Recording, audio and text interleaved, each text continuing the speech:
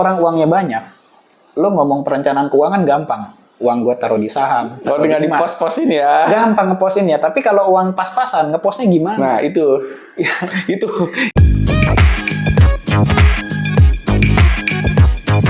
Halo sahabat Mufid Indonesia semua, kembali lagi bareng gue Sadi. Bagaimana kabarnya? Pasti sehat selalu. Dan tentunya kali ini saya tetap ditemani oleh abang gue, Abang Henry Praton. Ya, kemarin kita habis membahas tentang apa? Generasi sandwich ya. Generasi sandwich ya. Iya, generasi sandwich ya, tentang duit ya, keuangan. Tetap masih perihal duit nih, masih. Oh, iya, pasti. Karena gue untuk yang kali ini nih, sahabat Mufid Indonesia, gue masih tentang finansial ya yang akan gue bahas tentunya ini. Tapi yang kalau kemarin cara tata kelola, ini cara investasi. Nah, investasi ini kan banyak jenisnya, tapi harus punya modal ya investasi. Intinya tetap harus punya modal. Dan kali ini kita punya tema nih buat yang budgetnya pas-pasan nih saat ya. Seru ya? Seru nih. Budget pas-pasan tapi harus investasi. Nah, gimana tuh? Kalau uangnya ada mah gampang ya. Nah, itu. Taruh sini, beli ini, beli itu. Tapi kalau duitnya nggak ada gimana? Pas-pasan. Gimana ya? Nah, itulah. Jadi gue ingin tahu nih Bang, awalnya gimana ya? Awal-awal lu bisa intinya nabung lah ya. Investasi dari mulai kan sebenarnya banyak ya. Ada tabungan, ada deposito, ada reksadana, saham. Awal-awal lo mulai investasi itu seperti apa? Kemudian situasinya gimana gitu sampai lu bisa nabung itu? Jadi gini, ini kan kita proses dari awal kita berkarir ya, Sat ya. Jadi dulu tuh awal-awal gue kerja, gue belum tahu tuh. Jadi istilahnya literasi keuangan gue, ilmu gue itu ya masih dangkal banget gitu kan. Jadi hanya mengandalkan tabungan cuma dua nih. Apa? Tabungan celengan sama tabungan bank. Itu aja karena ini ya. Iya. Tabungan masa kecil banget ya. Iya, jadi karena gua nggak ngerti dan kebetulan juga dulu awal karir juga di perbankan gitu ya sebagai funding, dan gua taunya cuma produk bank. Nah, produk bank itu ada tabungan biasa, ada tabungan rencana. Nah, kalau tabungan rencana tuh biasanya kita di lock ya, di lock 1 ya? tahun, 2 tahun gitu. Jadi biasanya emang di lock 1 tahun, 2 tahun dan ada setoran bulanan. Terus dapat bunganya tuh agak lebih besar. Biasanya kan kalau tabungan paling berapa sih? 1% atau di bawah itu kan. Iya. Kalau tabungan rencana itu waktu gua ambil itu ada yang 2%, ada yang 3,75%. Ya. Intinya sih tergantung dari perbankan mana ya yang nanti sahabat Mufid semua ambil. Tentunya setiap bank itu mempunyai beda-beda ya. Suku bunga berbeda-beda. Suku bunganya beda-beda. Jadi pada waktu itu juga karena ilmu gue juga terbatas ya. Gue tahu sih ada investasi kayak emas. Terus kan biasa kalau umumnya orang tua bilangnya pasti emas sama tanah gitu. Oh iya, emas sama tanah ya kan. Cuma gue nggak kebayang emas sama tanah gimana maksudnya, emas apa gitu loh. Karena kan yang kita tahu paling ini perhiasan, kalung, cincin kayak gitu kan, belinya ke toko emas. Hanya sekedar itu. Tapi awareness gue tuh gue nggak kebentuk. Terus gue juga nggak paham gitu kan. Terus apalagi tanah, belinya gimana, gaji kecil gitu kan. Iya ya. Sementara tanah per meter udah berapa ratus juta ya. Zaman gue kerja itu tahun 2010. Gue masih inget nih, 2009 kan gue selesai ya kerja bener sama orang ya. 2010. Berarti beberapa tahun yang lalu, 13 tahun yang lalu. Ya. Itu kalau nggak salah gaji itu gue waktu itu dapat sekitar 2 juta lah. Gaji gue 2 juta, kalau gaji orang perbankan nih masih di bawah 2 juta loh, 1,7 zaman itu ya. Berarti udah settle lah ya? Udah settle dong? Sedang, tapi cukup. Di atas sedikit UMR kali. Di atas sedikit UMR tapi cukup gitu kan. Cukup karena ya walaupun udah kucing nih. Oh gak apa-apa. Gak apa lah ya, udah biarin dulu deh. Iya biarin aja. Iya jadi walaupun penghasilannya segitu tapi pengeluaran itu kan belum terlalu besar ya. Jadi istilahnya cukup aja sih segitu. Jadi ya gue masih basic banget lah, cuma tabungan celengan sama tabungan bank. Itu awal mulanya gitu loh. Jadi enggak yang neko-neko dulu ya sampai deposito. Deposito sih sebenarnya cukup familiar ya, maksudnya enggak sampai ke saham atau sampai ke reksadana, apalagi sampai ke pasar modal, pasar uang. Belum ya, itu nanti mungkin ya nanti kita bahas ya itu jenis-jenis investasi lebih mendalam ya. Jadi ambil yang kita ketahui dulu ya, maksudnya basic awareness-nya tadi. Jadi teman-teman, jadi yang pertama kita harus memang yang kita ketahui aturan mainnya untuk investasi. Minimal itu kita paham sih ya. Paham gitu aturan mainnya. Biasanya kan apalagi tadi tabungan rencana ya Bang ya. Tabungan rencana kan biasanya ada TC tertentu tuh. Udah habis 1 tahun, biasanya 6 bulan ada kebutuhan. Itu masing-masing bank biasanya tesnya berbeda ya. Hati-hati teman-teman. Jadi harus diperhatikan juga. Jadi harus paham juga bener awareness-nya ya. Jadi seperti itu. Oke. Menarik ya. Jadi jangan menarik juga nih Sat. Maksudnya itu kan gue ya. Lu sendiri kan orang bank nih. Sampai sekarang masih orang bank. Nah, lu gimana awalnya? Gue nggak nanya sekarang nih awalnya. Kalau untuk gue sih karena awalnya gue deposit ini ya, jujur aja sih gue langsung ke deposito sih. Langsung ke deposito sih, karena kalau di tabungan kayak gitu gue mungkin untuk skala yang short term gitu, jangka pendek gitu kan. Jangka pendek 1 tahun ya kan. Deposito biasanya kalau gue memang itu idle fund gue, uang nih teman-teman. Kalau uangnya memang kita pasti punya idle fund ya, hidup itu pasti ya, pasti punya. Nah itu coba aja di deposito gitu, yang pasti bunganya itu lebih tinggi. Minimal gini ya, kalau di deposito selain ada bunganya, minimal uangnya nggak gampang diambil. Nah itu, jadi apalagi jangka waktunya yang teman-teman misalnya ambil langsung 6 bulan atau 1 tahun, nggak yang 1 bulanan gitu. Jadi kalau ngambil kan deposito sebelum waktunya, tahu dong penaltinya gede ya. Kena penalti ya. Tapi teman-teman juga harus paham juga ya aturan main deposito itu seperti apa gitu. Mirip-mirip tabungan rencana juga sama, Sat. Kalau berhenti di tengah jalan kena denda ya. Iya, betul. Cuma kalau tabungan rencana kan ada per bulan store ya. Kita istilahnya tabungan rencana kan ada tabungan. Kalau deposito kan langsung aja. Deposito gitu di awal gitu, bulan jangka waktu berapa lama, bunganya emang lebih gede sih. Dan deposito itu low risk low return sih. Kalau menurut gue sih. Ya, aman-aman aja. Aman-aman aja sih, tabungan, deposito masih aman. Kalau gue ke deposito sih. Karena jujur aja kalau untuk nabung rutin kayaknya gue agak susah ya cuy. Godanya tinggi. Nah itulah. Tapi gini loh bang, kadang-kadang ya gue merasa gitu, pernah gak sih kalau lu gitu minus gitu gitu dalam 1 bulan itu ternyata minus, gak bisa untuk investasi gitu, pernah gak sih kayak gitu? Ini memang gue alami awal-awal kerja ya. Minus itu gue pernah alamin gitu, karena kan gini, kita hidup kadang nggak flat aja ya, ada masalah, ada apa gitu yang harusnya kita pasti dalam 1 bulan tuh mengeluarkan uang lebih gitu kan. Pernah banget gitu. Jadi ya memang ketika minus ya udah gimana, gue nggak bisa nabung, selesai. Kecuali gue punya penghasilan tambahan ya, ada gue bisnis atau misalkan gue jualan apa gitu, itu baru dapat. Itu pernah banget ngalamin. Pasti teman-teman di rumah juga pernah lah ngalamin minus. Jadi punya side job juga? Ya ada lah beberapa side job. Jadi karena dulu gue itu orang bank juga ya, kan gue ngerjainnya funding nih. Side job gue ngerjainnya adalah kartu kredit, Sat. Iya, jadi pada waktu itu aplikasi ya tetap ya. Bukan aplikasi, kartu kreditnya, kartu kreditnya produknya. Jadi iya, tapi beraplikasi kan tetap. Namanya aplikasi. Iya, maksud gue gitu. Namanya aplikasi. Jadi kalau gue jualan kartu kredit, nanti sesuai levelnya. Yang apa sih gue lupa ya. Pokoknya kalau lo dapet yang platinum, bisa lo makin gede lah. Gitu. Ya dari situ aja. Gitu. Tapi waktu lo itu kekurangan minus itu sebabnya apa biasanya? Yang tadi yang udah dibilang ada mendadak kebutuhan gitu selain itu. Pertama gitu, kalau yang positifnya ada kebutuhan keluarga ya yang mendadak ya. Iya kan. Kalau negatifnya karena ulah sendiri lah gitu ya. Lifestyle ya tetap lifestyle, gara-gara lifestyle ya. Lifestyle itu emang nggak bisa dipungkiri ya. Karena kan gini ya, kalau kita kerja apalagi kalau di perbankan ya, biasanya kan bank punya produk kartu kredit sendiri. Karyawan nggak minta pun pasti dikasih gitu kan. Pasti. Nah, disitulah kalau kita misalkan salah menggunakan uang, ya udah lu bayar uang bayar tagihan kartu kredit itu terlalu besar. Gitu, itu ulah pribadi lah, ulah kesalahan sendiri lah ya. Jadi memang kartu kredit nih racun. Gitu ya? Iyalah, kita katanya penolong. Orang kan bilang kartu kredit itu penolong kalau lu gak punya, tapi tiba-tiba ada gitu kayak karena angelnya gitu loh. Penolong untuk yang orang sudah sudah mapan secara mental.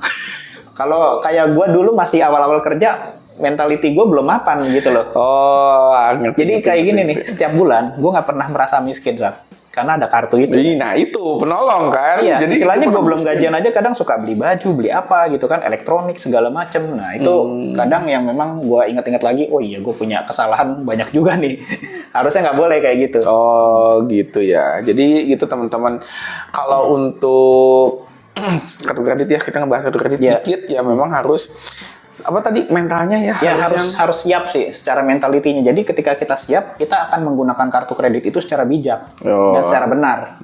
Jadi kartu kredit itu balik lagi ya, bukannya jelek, bukannya gak bagus tetap, cuma kembali lagi kepada kita ya sebagai pengguna. Itu yang pertama tadi memang harus siap secara mental dan bijak juga gitu. Karena kartu kredit juga kenapa masih ada berarti itu nggak jelek, cuma kembali lagi kepada gaya pemakaian ya, cara pemakaiannya. Iya sih, bener sih, kadang-kadang ya kalau kita nggak sifatnya konsumtif ya otomatis biasanya kita akan terbawa boros. Tapi kalau misalkan kita bisa menggunakan itu untuk berbisnis, sebenarnya bisa loh kalau mau dipakai bisnis. Asal tahu ya caranya ya, tapi jangan asal-asalan. Kita nggak punya link bisnis, belum tahu, coba-coba narik dari ya, ada minus ya, bangkrut, nggak bisa bayar gitu kan. Oh iya. Ini gini teman-teman nih, gue agak sedikit masukan ya. Sebenarnya kartu kredit juga menguntungkan ya. Kalau gue sistemnya dulu gue juga belajar dari yang sudah. Biasanya kan promo-promo belanja di pasaran tuh ya, di retail store itu. Bilang kartu kredit itu banyak promonya banyak banget sekali teman-teman, banyak banget, berapa persen, 20% ada bank, mungkin ada yang sampai 70%. Nah caranya pakailah itu, cuma ketika ada tagihan jangan dibayar minimal payment, langsung dibayar, langsung lunas. Jadi itu sangat bijak ya kalau gitu. Gue pernah kayak gitu, itu sangat bijak seperti itu sih. Itu kalau perangnya ini kuat-kuatan aja nih. Nah itu, jadi ketika ada tagihan jangan pay, langsung dilunasi. Jadi memang itu bijak banget. Betul. Seperti itu bijak banget gitu, menghemat gitu kan, seperti itu. Nah lanjut nih. Bisa bicara masalah tentang ini ya, keuangan tentunya kan tadi kita harus siap mental, kemudian bijak. Nah itu untuk tata kelolanya sendiri gimana sih untuk lu gitu loh Bang, tata kelola untuk keuangan yang lu punya gitu. Iya, jadi kalau gue kelolanya gini, mungkin di beberapa video gue pernah jelasin ya, gue punya sistem 4321. Jadi 4321 apa tuh? Kalau mau tahu detailnya nanti di video di atas ya, tapi gue ngomong yang paling ininya aja deh, yang sisi tabungannya aja. Jadi kalau gue itu versinya 10% atau 20% itu gue tabungkan. Polanya gitu. Dari 100% gaji gitu. 100% income kita. Iya, misalkan income-nya 5 juta gitu kan. Ya 10%-nya lah. 10%-nya itu kalau misalkan kita banyak pengeluaran, lu 10% pakainya. Tapi kalau misalkan pengeluarannya nggak terlalu banyak, cicilannya nggak ada, pakai 20%. Berarti 500.000 sampai 1 juta ya. Kalau 5 juta ya. Iya, sampai 1 juta. Jadi kalau sekarang malah gue bikin inovasi sendiri nih. Jadi gue sekarang, kalau dulu gue 10% gitu kan. Kalau sekarang gue bisa 20%. Nah, kalau 20% itu gue pakai 15% itu untuk instrumen investasi. Nah, 5%-nya itu gue tabungin di uang cash biasa gitu. Karena tetap perlu. Tetap perlu. Kayak misalkan gue sekarang punya tabungan emas nih. Tapi gue punya kebutuhan mendadak gitu kan. Gue harus jual. Otomatis gue akan rugi karena harga buyback, ya kan, nilainya bener. Nah supaya nggak kejadian kayak gitu, gue ambil uang cash gue, gitu kan. Sebisa mungkin uang cash dulu yang akan gue ambil sebelum ke instrumen investasi. Sebelum instrumen investasi lu ambil ya Bang ya, terus bisa mungkin yang ada aja dulu gitu. Dan gue selalu biasanya taruh tabungan itu selalu di depan.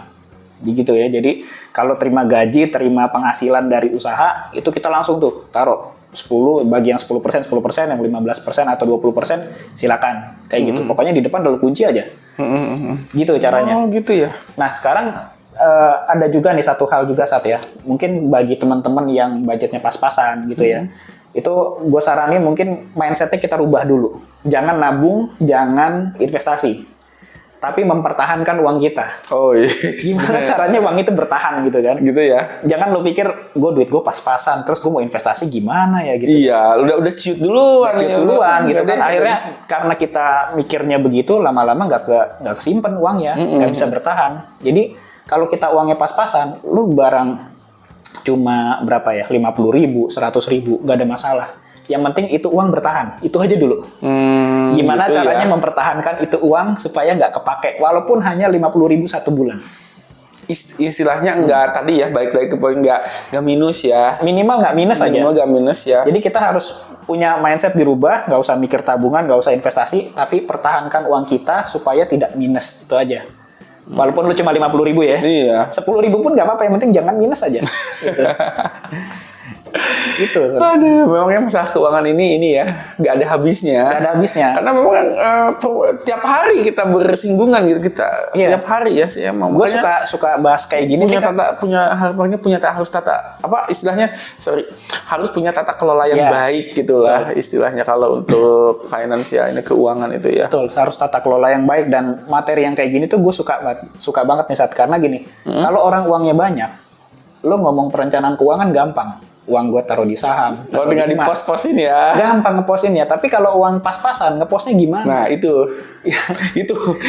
yang menarik kan dari pembahasan ini ya sahabat Moped Indonesia semua. Kalau uangnya banyak, enak ngepostnya ke saham, ke reksadana, ke emas, ke tanah, ke properti. Banyak investasi di Indonesia ini ya. Tentunya kan Indonesia investasinya harus yang diawasi sama OJK juga kan. Tentunya. Sama OJK, sama Bapepti. Banyak lah istilahnya banyak. Cuma kalau yang pas-pasan mau investasi ya itu ya yang bingung ya. Bingung. Nah ini duit gua aja tinggal 10.000 misalkan. Mau kemanain gitu kan. Ya tetap aja, pokoknya mindsetnya rubah aja, jangan sampai kita minus, udah gitu aja. Nah, jadi jadi itu ya, sahabat Moped Indonesia semua. Jadi mindsetnya yang penting nggak minus walaupun hanya 10.000, 20.000, 50.000, 100.000 ya. Yang mudah-mudahan tadi bisa sampai 5 sampai 10% ya, dari penghasilan kita ya. Dari mana aja pokoknya kurang lebih ya segitulah. Kalau versi gua 10 deh paling kecil 10%. 10% sampai 20%. Nah, itu tipsnya ya tadi. Sebenarnya sih mau ditanyakan ya dari mau nanya tapi langsung dijawab. Tipsnya itu gitu. Ya, jadi tapi mungkin kalau ada teman-teman punya pertanyaan lain boleh di kolom komentar ya. Nanti nanti kita bahas ya. Untuk ini ya. Nah, terakhir nih Bang ya. Kalau untuk investasi sendiri ya gitu ya, untuk yang budget pas-pasan ini gitu, untuk investasi budget pas-pasan banget gitu. Lebih baiknya ditaruh di mana gitu? Apakah di tabungan biasa, emas juga kan sekarang udah banyak turunannya kan, ada emas murni, ada emas digital atau gimana gitu, atau gimana nih yang istilahnya liquidnya itu mudah. Sementara kan nilai investasi kan seperti kita ketahui ya, pasti ada term and condition yang memang kalau kita butuh itu agak cukup kegerus gitu nilai pokoknya gitu. Pasti. Lebih baik di mana gitu untuk yang pas-pasan ini aja khususnya gitu loh, yang nilai likuiditas itu nilai pengambilan ya teman-teman. Jadi kapanpun kita butuh gitu nggak ribet gitu. Gimana nih bagusnya? Terakhir ya ini. Oke. Jadi gini, ada beberapa tips yang akan gue share juga ya. Ini kan sekarang nih eranya udah maju nih udah era digital gitu kan, aplikasi investasi itu udah banyak lah gitu kan. Nah kebetulan juga gue tuh suka nyobain orangnya, aplikasinya macam-macam nih gue cobain gitu ya. Jadi buat teman-teman yang budgetnya pas-pasan, teman-teman itu bisa investasi mulai dari 10.000. Nah 10.000 tuh di mana aja? Bisa di emas digital, reksadana, saham, terus apa lagi ya? Obligasi itu tergantung nggak bisa Kementerian Keuangan mengeluarkan serinya. Iya, tergantung serinya. Jadi tapi setahu gue itu minimal 1 juta deh enggaknya. Iya, 1 juta. Nggak bisa di 10.000 setahu gue ya. Kalau yang receh-receh tuh ya itu tadi saham, reksadana, emas itu receh-receh gitu kan. Bisa. Mungkin di sini sih bukannya promo ya, tapi gue nyebut yang gue pakai lah gitu ya. Oh iya. Jadi kalau teman-teman yang duitnya minim-minim nih, supaya pas diambil nggak rugi gitu kan, supaya pas diambil nggak nilainya turun, itu bisa taruh di walletnya Nanovest. Itu yang lu pakai ya? Ya, di walletnya Nanovest dia akan ngasih kita return itu 5% setahun. Nanovest ya? Nanovest itu lumayan. Jadi istilahnya kalau Nanovest itu kan ada walletnya, terus dia bisa dibelikan ke instrumen kripto ataupun ke saham. Nah kalau misalkan kita nggak ngerti gitu-gituan ya kripto saham, udah taruh aja di walletnya, diemin aja. Itu pun udah beberapa kali gue coba juga, kalau untuk penarikan itu cepet. Oh cepet ya? Real time itu langsung. Terus juga itu yang paling sederhana ya. Terus kalau misalkan teman-teman mau coba emas, sejauh ini yang udah gue pakai itu ada beberapa ya. Mungkin yang gue rekomendasikan 2 aja ya untuk saat ini. Ada di Treasury, itu bisa mulai dari Rp5.000. Ya, terus 5.000. Udah gitu dia punya produk kayak deposito. Bunganya gede loh. 9,9%. Kadang-kadang kalau lagi promo 12%. Iya, itu juga lumayan tuh buat kita yang uangnya mau di-lock agak lama ya, agak long term gitu ya. Agak long term gitu. Atau mau Dan itu juga bisa di locknya itu nggak gede-gede amat. Jadi misalkan kayak deposito kan berapa sih? 10 juta, 20 juta. Iya betul. Ya. Di perbankan umumnya segitu sih. Iya. 5, 10 lah. Kalau di produknya Treasury yang kayak deposito itu namanya panen emas itu dari 100.000 juga bisa. Oh keren Di ya. lock. Iya. Jadi itulah tadi ya. Dari 100.000 itu Treasury. Atau misalkan satu lagi nih di peluang. Di peluang tuh instrumen investasinya malah banyak banget ya. Jadi sama bisa mulai dari 10.000 tergantung dari instrumen produknya. Kalau emas dia dari 10.000. Peluang, Treasury apalagi. Iya, iya. Banyak lah ya, Banyak lah ya banyak sebenarnya. Ntar kalau jadi banyak-banyak jadi promo ya. Iya, intinya ya, sahabat Profit Indonesia semua, berapapun itu sekarang tuh udah eranya digital ya, nggak kayak dulu yang masih konvensional, jadul istilahnya yang harus datang ke lembaganya, mau beli reksadana itu harus datang ke sekuritasnya, atau misalnya harus datang ke lembaga-lembaganya. Sekarang udah zamannya era digital, Nah, jadi itu gampang banget. mudah, gampang banget gitulah. Jadi tinggal diatur nih teman-teman, gini deh, coba dipaksain yang budgetnya pas-pasan 100.000 aja sebulan. Nah 100.000 itu dikelola tuh. Jadi misalkan 50.000-nya taruhin instrumen investasi atau enggak di wallet gitu kan, 50.000-nya taruh di celengan lah, cash. Jadi istilahnya 50-50 tuh. Usahain aja dulu bertahan dulu seperti itu sampai nanti misalkan ada penghasilan tambahan ya dari usaha ataupun mungkin nanti dapat bonus, dapat THR. Nah, kalau udah kayak gitu ceritanya lain. Boleh beli agak banyak. Iya. Kan kita pasti biasanya orang-orang karyawan dapat THR ya. THR bonus tahunan atau misalkan bonus per 3 bulan. Nah itu apa ya? dialokasikan ke instrumen investasi ataupun tabungan. Jadi jangan semuanya kita pakai untuk konsumtif ya. Yang emang konsumtif itu paling ini ya, susah godaan konsumtif itu, aduh, godaan diskon, godaan barang-barang branded gitu kan, godaan barang-barang yang kita incer gitu ya. Tapi kembali lagi ya, tadi harus punya tata kelola manajemen finansial diri kita yang bagus ya. Kalau seperti itu ya. Kelolanya yang penting oke. Ya, terakhir sih dari gue ya, tambahin satu lagi, ingat setiap investasi baca dulu TC-nya. Karena beberapa case banyak ya yang tidak nggak paham ya. Nggak paham, kemudian nggak tahu aturan mainnya, akhirnya compare dengan lembaga lain gitu. Sementara setiap lembaga mempunyai TC tersendiri gitu. Nah, itu aja sih kalau dari gue. Dari Bang Henry, thank you banget nih, sharing kali ini sangat bermanfaat untuk sahabat Profit Indonesia semua. Mudah-mudahan kita bisa bertemu lagi ya di tema-tema yang lain. Dan untuk sahabat Profit Indonesia semua, kalau ada yang ditanyakan silakan di kolom komentar, ada saran, ada masukan atau tema yang ingin kita bahas, sangat kita tunggu. Terima kasih Bang. Thank you. Bye. Bye.